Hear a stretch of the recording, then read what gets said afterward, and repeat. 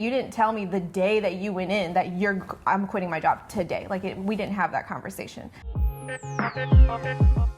Welcome back, everybody, to Be The Trader. Today I have a very special episode. I'm bringing in my wife, Stephanie, to give you the perspective of the other side of the table, right? You hear about me talking about my journey from leaving my job to failing at trading to just finding consistency. And now you're gonna be able to see her side and what she was able to see and witness and her feelings and emotions through that entire journey. So here we go. All right. So first off, I really want to start off where we started, which was me leaving my job. Oh, you want to start there? Yeah. When I first left my job. Okay. Which was when I was a partner at the company in Dallas. Yeah. I came home, and did I even tell you, like, how did that, what do you recall? I recall so there was a lot of back and forth. I think you took a few months to actually think about the decision before you actually did it. And I didn't want to ask any questions like in the middle of you thinking about it, because I'm like, I don't know if he's actually going to do it. I really didn't think that he was going to do it. But I think when you finally made the decision, I feel like I kind of just went along with the ride. I was shocked. I was like, oh my gosh, how long is this going to go on for?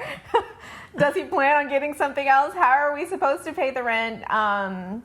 It was a shock to me at first, but I think, and it was really difficult for me. I'm not gonna lie. I'll be very transparent. It was really difficult for me.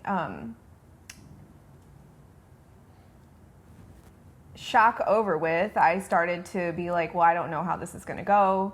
I think for any woman, just the idea of having security is super important. At least it is for me. So not having that, and I'm just like, so you're just going to trade. It's basically you want to be a professional gambler is the way that I looked at it. So that was hard for me to kind of grasp that concept of, my mindset is very traditional in the sense that, you work your 9 to 5 and you do that till you die, basically. So having to adjust the mindset was really, really hard for me in the beginning. Some days I'll be honest and say that it still is, but I think the trust factor played a big role in our communication and things like that. So it was planned. So I don't remember that. I remember I thought I just kind of left cold turkey, and then you were more shocked on whenever I came home. I was like, hey, I did it. No, my recollection is that you had an idea that you wanted to do it. I remember, you had bought a bunch of books and you were trying to learn about it first before that happened. So I feel like it was a gradual, I kind of saw it coming. Like, this is something that he's interested in. Oh, he's definitely going to pursue this. Oh, I'm seeing a lot of books come in, another Amazon box. Okay, he's getting pretty serious. Like, maybe this is actually, this idea is going to stick, or this whatever you're pursuing was going to stick. And so I was like, okay, I saw that part, like the gradualness of it building up. But the actual leaving the job, I think the day, you didn't tell me the day that you went in that I'm quitting my job today. We didn't have that conversation. So that's where the initial shock came in. And I was like, okay, sure, we can definitely do this. Yeah, I think that part was the shock. So talk about the whole idea of you said something about trust, because that was a factor in it.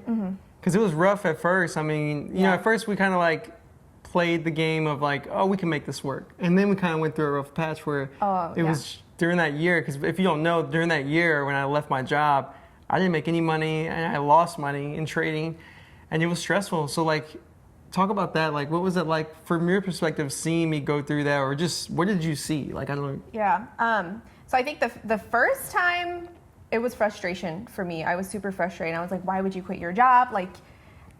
It made no sense. You had no traction whatsoever. And I'm like, you just quit your job. I thought you had a handle on this. You bought all these books. What's the point? I'm maybe that's a little harsh, but like I said, I value the idea of having that security and we have a stable amount of income coming in, and that was important to me. It's still important to me. So it was definitely a lot of frustration in the beginning for me. But you did this 2 or 3 times, and I think after the third time, I'm like, well, whatever the fuck you want to do, I'm just here for the ride. I can't go anywhere. But I mean, like the first time it was a lot of frustration. I had zero trust in the journey that you were about to get on because I had no idea what that was going to look like. It's true. And I think, you marry somebody for better, for worse, richer, for poorer. And so it's like you have to have that trust, and the communication in the beginning, at least for us, was not up to par, I think. Yeah. And I mean, as you went further along into this journey, it got better. But I think just in the beginning, it was really, really hard. What's crazy is like at that first year, there were so many times where I was just going through a lot of stressful too, like with trading. And I would talk to you all the time. I would be like, hey, like I know I should do this, or I know I should do this. And you remember how frustrated it would make you be because you'd be like, you keep saying this, you should just like do I it. was like, so did you increase your amount that you're going to be investing? Or like, what's happening? Because you're sitting at 50 and like, I didn't even know what that meant at the time. So it's like, what are you doing? Like, do you know what you're doing? Because obviously you didn't in the beginning. And so I was like, you need to go get a job. Like, we need money. We can't just, like, I'm not going to sit back and have this stable income, working my 9 to 5, doing all of this, going on this journey with you, and you're sitting back and just like rolling the dice and ain't shit happening. So it was hard for me. But I come from a very disciplined family, I guess, in the way that I was raised. It's like security for me is the most important thing, and that was not there. But yeah, I mean, all I can say is it was a lot of frustration. It was a lot of like, what are you doing? Did you increase the amount of what shares, the whatever? And I was like, you're not doing that. He wasn't sticking by his word a lot of the time, and that was really frustrating for me too. Yeah, and talk. Is there something that you could tell people? Because there's probably other people watching this who are married, right? Yeah. Or maybe they're thinking about doing something like this. Yeah.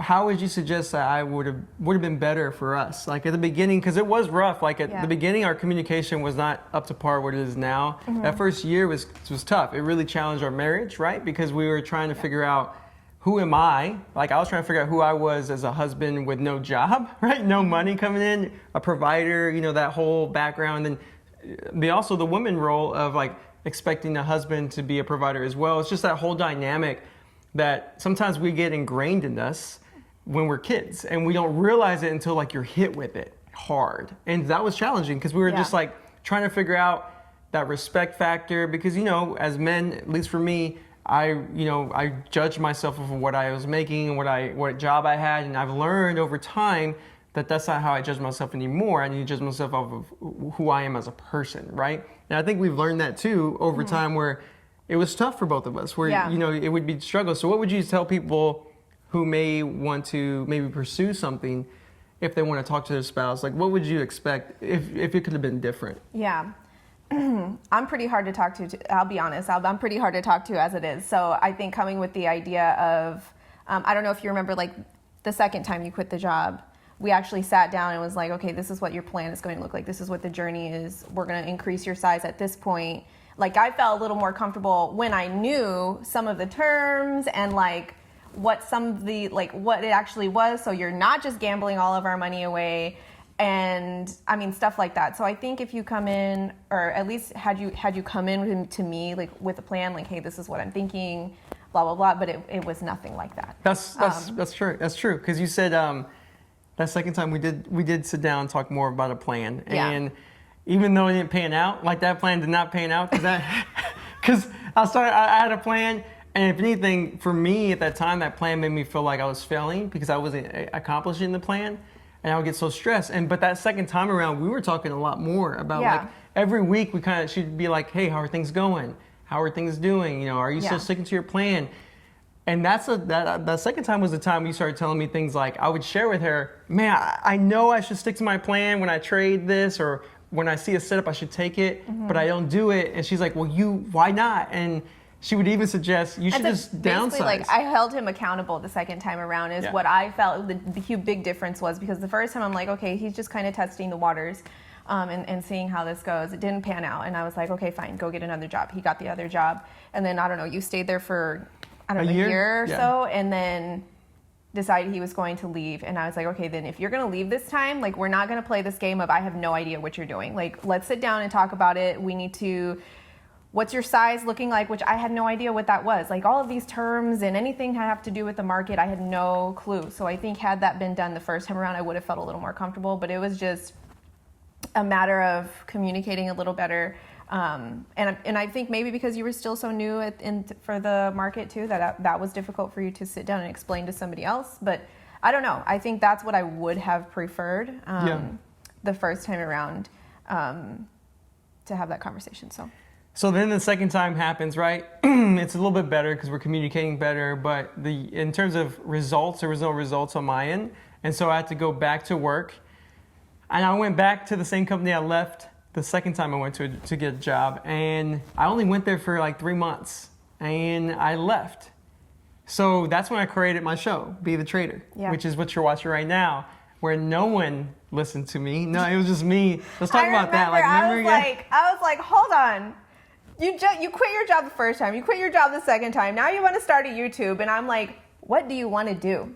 Like, I was like, you need to focus on trading. And of course me, I'm like, focus on this one thing at a time. But Alex is very much a multitasker, I guess. Like, he likes to do, and maybe not like in that sense, but I think you're more so like, I want to do it all. He wants to do everything and try things at least once. So he did the YouTube, and I was like, okay, do the YouTube, whatever. Didn't expect anything to like come out of it or like whatever, because maybe I knew he loved to help people and to teach people and help people grow. And so I was like, okay, I understand that this is something he's passionate about, whatever, just like get on board. So Stephanie's just all about getting on board the Alex train, and I'm there along for the ride. I think, talking about it makes it a little real. Like, definitely it makes me reflect on like all of the shit that I've had to go through. I didn't realize any of that until now. So it's been crazy. It's been crazy. What's crazy is that last time, since when I left, I started a show. And I told her, I was like, I'm finding consistency. Like, I started to find it, and I wasn't making money. I was just finding consistency. And she was like, what the hell does that mean? What the fuck is consistency, really? Like, tell me what this word means to you, because maybe we have different definitions. And to me, at the time, it still means this way, where I don't care if I can pay for bills, as long as I'm growing the account, right? Slowly growing. And it was so hard to talk to her about it, because I would be in my head, and I get it. Like, if I'm telling my wife, I want her to see like consistency means I can pay for all the bills, right? But that wasn't the case. And so it was more of me learning how to express to her that, hey, this is gonna take me a long time. Like, I'm not just gonna be able to pay for my bills right away. But the third time that I quit, by the way, the first 2 times I saved up a year's worth of bills so we could live fine, but it was still stressful, right? But the third time I said, I'm gonna quit. But when I quit, I picked up a very, very small, I think it was like a quarter of what I was making income for a job that I could work from home and create my show and trade.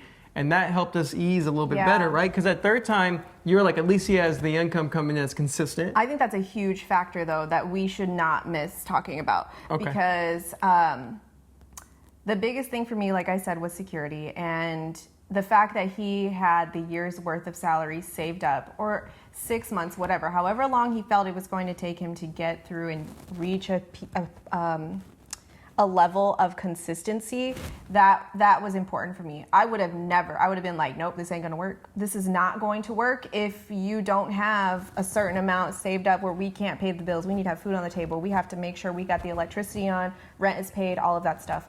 And that we can, because at the time we loved to travel, and we were still able to live the life that we wanted to live because he had done that. So I think that was a huge factor in me being, I don't know if you want to use the word cooperative or more comfortable, I guess, with the idea of him pursuing this journey. So yeah, and I think the last time I did have another job to help make some money up as well. And I saved, and when I had that job, I already saved up money again to be able to not have a job. But now I felt, for me, it was more for me at that point too, like to feel more comfortable to not be stressed, because I have a nest egg, I have a job that pays for the bills, and I can work on trading and the show. And what's crazy is, remember that, I don't know about you, but remember whenever I started creating the show, I was like get excited if I had like 100 views or something Yeah. like that. Like, and like whenever I don't know, it took like months to get my first 100 views. I was like, babe, I got 100 views. I was like, oh, that's awesome. Okay. Yeah. but you know, I was like, I knew it would grow, but I don't know. I know not a lot of women are like me in the sense that like, okay, but you still have a long way to go. Like, let's not get complacent with you just being here. If you really want to do this, you need to push yourself a little harder, because 100 views is great. We'll celebrate it. Let's go out to dinner and whatever. But we need to make sure that we're still growing and continuing. Like, don't, it sounds bad, but don't sit in this place for too long to where you're comfortable and you're not growing. So I think it was important, and I knew it was important for him that he reached his 100 views and to be supportive of that. But I'm also going to be the wife that holds him accountable and make sure that he's growing in whatever that he's doing. So it's a little kick in the ass, if you will, but sometimes it's needed. It's, you know, it's crazy that you guys are always wondering why I'm so motivated and ready to go. Well, there you go. I mean, at the end of the day, I'm already a motivated person, but Yeah. like it's having someone who is there who wants me to keep pushing is great. And I think over time, it's not like she's on me like in a negative sense. It's always like, hey, I'm proud of you. Just keep pushing. Yeah. And that's really helped me. And at the same time, like then I hit my first 100 subscribers, and then she was like, oh my God, like, you know, we just start celebrating little wins here and there. And I think that's something important, because also like celebrating our little wins, like we do that often. Like Yeah. we do that a lot. Like if she has her photography business, and every time she gets a new client, we'll go celebrate, or Yeah. anything that's a milestone, we'll celebrate. If I hit 100 subscribers, we would go celebrate. If I had my first, you know, year of consistency, which we talked about, I was like, I'm so happy it's my first year of making profits. I was so excited about. Yeah. And that was last year. And we started doing that quite often, just Yeah. celebrating those small wins. So I know from my point of view, I really suggest if you're going to be doing something like this or whatever it is, just get your spouse involved, really involved, because at least with like your goals and what you're trying to do, because it helps us kind of push each other.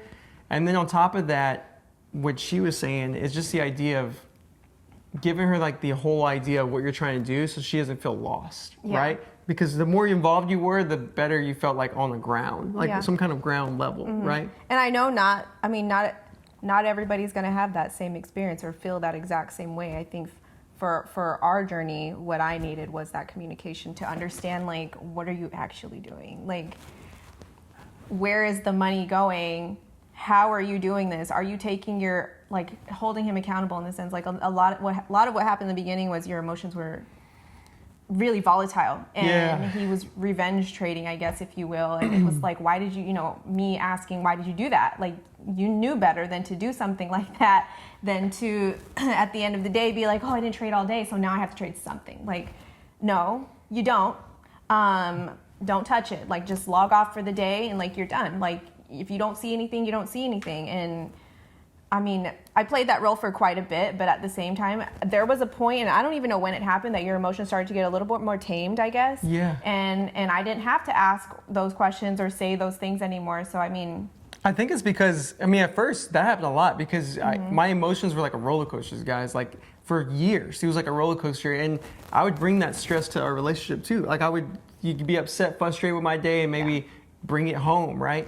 And then she would always ask me questions like, "Why are you revenge trading?" And it's so easy for someone to ask that, right? And it would make me upset, but I would. She's right, and so then I started meditating. yeah. I started meditating a lot, and she'll catch me meditating every morning, and that I think has really helped me separate judgment of myself with being down on myself for that whatever happened, and bringing it in our relationship where now you don't really ask, No, I don't, because I haven't seen the frustrations there at all as of late.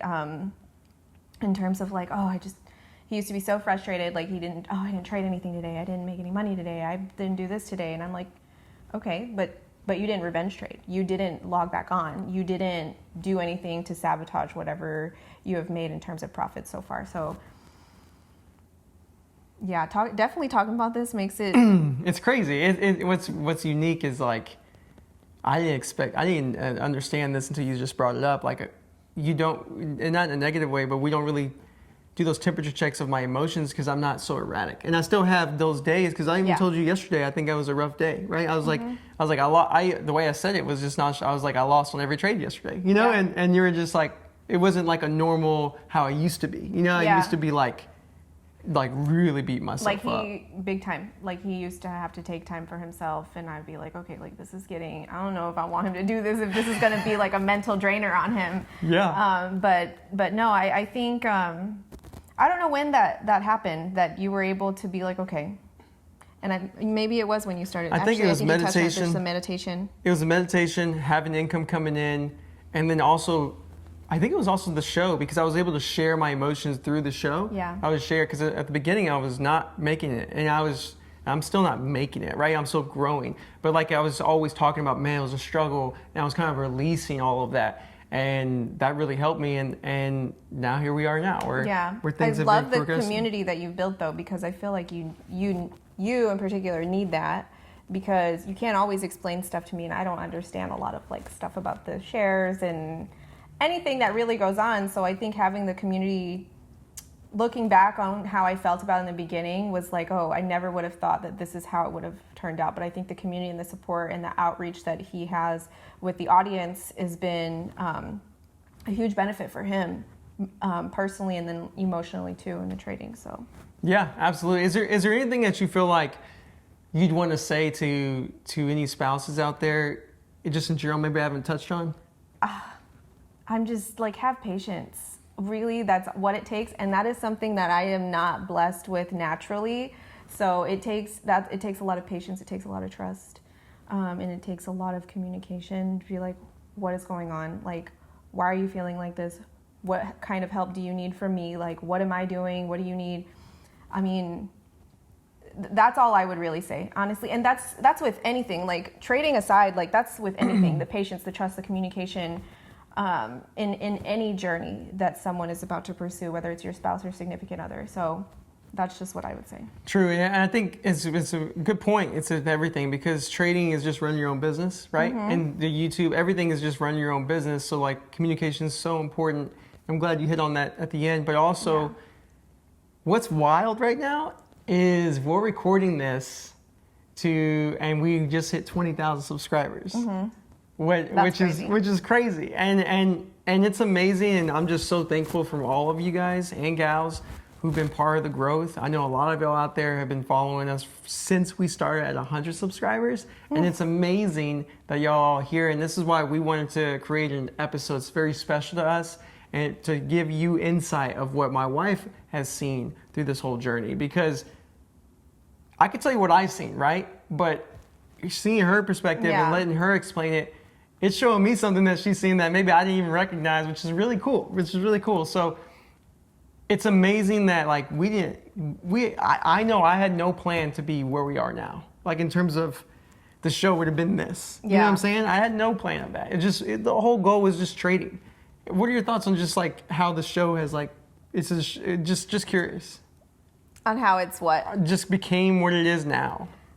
Oh no, I love it. Like, I've always loved the building of a community, and building a tribe basically is what you have now. And I feel like that is so important when you're on a particular journey for someone to relate to, and I mean, just people to lean on, a community to lean on whenever you need some support. But in terms of like the YouTube, you guys, I get a front row seat every time they record these. And I'm never involved, okay? Like, I'm still in my pajamas across the hall, like still working because I work full time. The amount of energy that comes out of that room is like all of the mass of the house goes into that room, if you could imagine it. And it's like just like a burst, like a C4 explosion of energy. And it is exhausting sometimes. But it's also like, this is what he loves to do. So I love to see you do it. It is hilarious to hear it, to hear the blooper reels, to hear all of the raw footage. To be a fly on the wall is what I am. But I love it. It's funny. It's amazing. It's a lot. What you guys don't see, it's a lot of hard work. The setup took what, like 2 hours to do. So it's like you don't see all of the behind the scenes stuff of what it takes to pour into a YouTube, the setup, the lighting, the cameras, the lenses, the tripods, the everything. So I think it's an incredible effort for the team. So absolutely. And then you know what? Because we're going to wrap up on that, I do want to give a shout out to my man Rico. Rico, come in front of the camera real quick and just say hello. Just come say hello real quick. Just come say hello. I feel like we should give some history though. This is the man who's helped me grow consistently as well, and it helped me with all setting everything up. So without him, the show wouldn't be what it is today. And so it's just amazing that I have a great friendship of his. We met back in high school, at the end of high school, right when I graduated, and we've been friends since. And long story short, I was friendly, but he was not friendly to me. And then we became friends. So again, guys, thank you so much for watching today's show. Thank you from the bottom of my heart for giving us the opportunity to create this type of content. We're going to continue to do more. And don't forget, like and subscribe and share with your friends. Thanks.